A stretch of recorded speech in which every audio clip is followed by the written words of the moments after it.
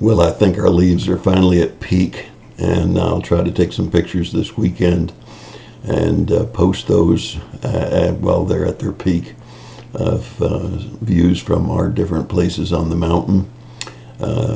There are certainly going to be some beautiful leaves further down into South Carolina for several more weeks, but here on our mountain at about 3,000 feet, we have probably peaked out right now. We'll have pretty leaves probably through mid-November, unless the drought continues, in which case they'll probably all be gone quickly.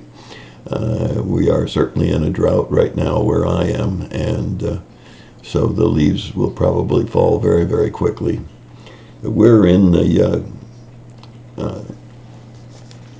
chronological Bible, and we're in the time of AD 27, looking at the Galilean ministry of Jesus, and we're probably now at event number 10 out of the 55 events that are here. And remember, only 6 events are recorded in the Gospel of John, so today's event is found in Matthew 9 through 13, Mark 2, verses 13 through 37, and Luke 5, verses 27 through 30. And we find that Jesus is around the area of Capernaum, and he has passed by a tax collector's booth, and the man in the booth, when you read all 3 accounts, is Levi or Matthew. It's very helpful, the fact that we find that Matthew is named in one of the events recorded, so that you know that Levi and Matthew are the same person. In any case, Jesus obviously has met Matthew before, or Levi before, and this time he says, "Come, follow me." And it says that Levi or Matthew immediately leaves and follows Jesus. Now, I think you need to appreciate the fact that once he left his post as an officer for the Roman government to collect taxes, especially to follow Jesus, he was leaving everything. He was burning his bridges behind him, if you will, which I was told in the business world, never do that. And I think that was wise counsel. I don't think you should ever burn your bridges behind you. I think you wind up with some problems down the road. But in any case, he leaves him. And if you read only one account of this event, you'll come to a feeling that maybe Jesus was having a party. But it becomes apparent that this is Matthew's house or Levi's house where this party is going on. And of course, he has invited his friends, other tax gatherers and other sinners, to meet Jesus. When we meet Jesus and give our lives to him, we want our friends to have what we have, and we invite them to come and meet Jesus, whether it's by inviting them to church or giving them an opportunity to come to some kind of evangelistic event so they can meet Jesus also.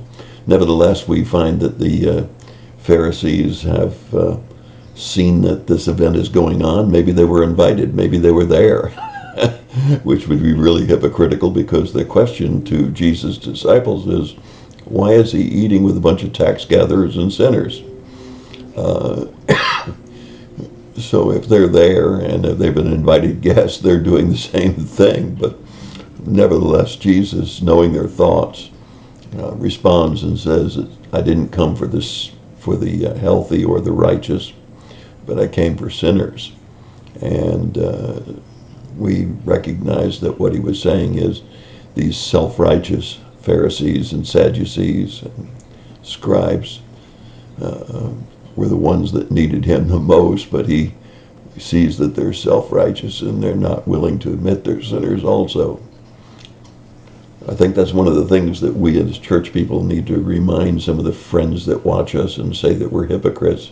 Remind them that, no, we're just sinners saved by grace, and we're still not perfect and won't be perfect until we enter into heaven, but we're all sinners together, and we just all need to ask for forgiveness and ask Jesus to come into our hearts and to make us what we need to be.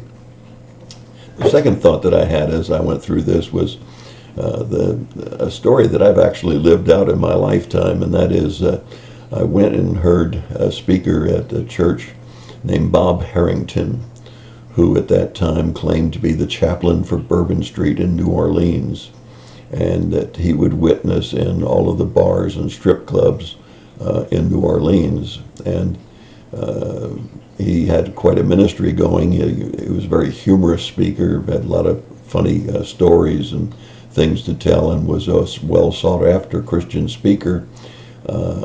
But he hung out too long in New Orleans and in too many places where he shouldn't have been, and eventually he fell to the temptations that were around him. Maybe he was set up, maybe just the right person came across his path that was just too much temptation for him. But in any case, he fell, and his ministry, of course, was destroyed. And I say all of that to say this, that Jesus' example, remember, he was God in the flesh, and that he had the mind of God, and he wasn't going to fall to the temptations of being around sinners and so on.